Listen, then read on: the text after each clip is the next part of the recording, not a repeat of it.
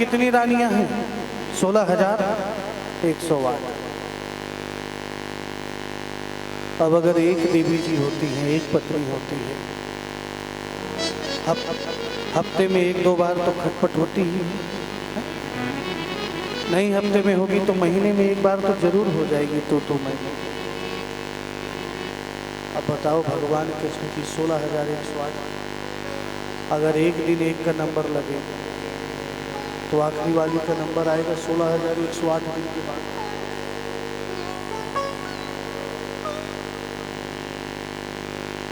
अगर हफ्ते में एक दिन करें तो भगवान कृष्ण को तो सुबह से रात तक लड़ते लड़ते ही बीतेगा।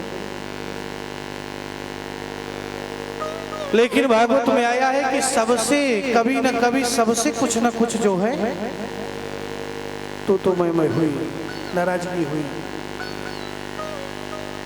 लेकिन मां रुक्मिणी से जो है एक भी बार भगवान कृष्ण से मां रुक्मिणी नाराज नहीं है। आज तक जब से विवाह होकर के आया, मां रुक्मिणी के क्रोध से भरा हुआ चेहरा, नाराजगी से भरा हुआ चेहरा आज तक भगवान कृष्ण नहीं देखा। और इन सब रानियों में अगर सबसे ज्यादा झगड़ा होता था तो किससे होता था मालूम? सत्यभामा से। क्यों? सत्यभामा से इसलिए होता था कि सत्यभामा सबसे ज्यादा दहेज लेकर के आई थी।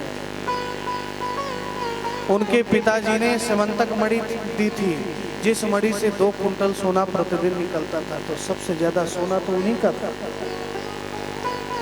और जो ज्यादा दहेज लेकर के आती है ना,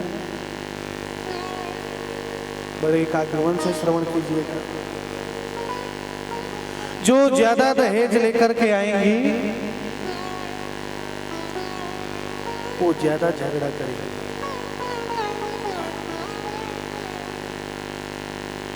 अब ज्यादा धन लाई है तो ज्यादा झगड़ा तो होगा, अहंकार है। इसलिए ज्यादा दहेज नहीं लेना चाहिए। कई लोग तो ऐसे हैं, लड़के का विवाह करेंगे ना, लड़के के विवाह करते समय ही फिक्स कर देते हैं इतना हमें चाहिए, हमने इतना पढ़ाया लिखाया, इतना कमा रहा है, इतना चाहिए। एक भाव लगा देते हैं प्राइस, इतनी वैल्यू है, इतने में जो है हम अपना लड़का देंगे। किसी ने अगर उतना दे दिया तो मतलब उसने खरीद लिया, एक प्राइस दे दिया, अब उसमें आपका अधिकार नहीं है।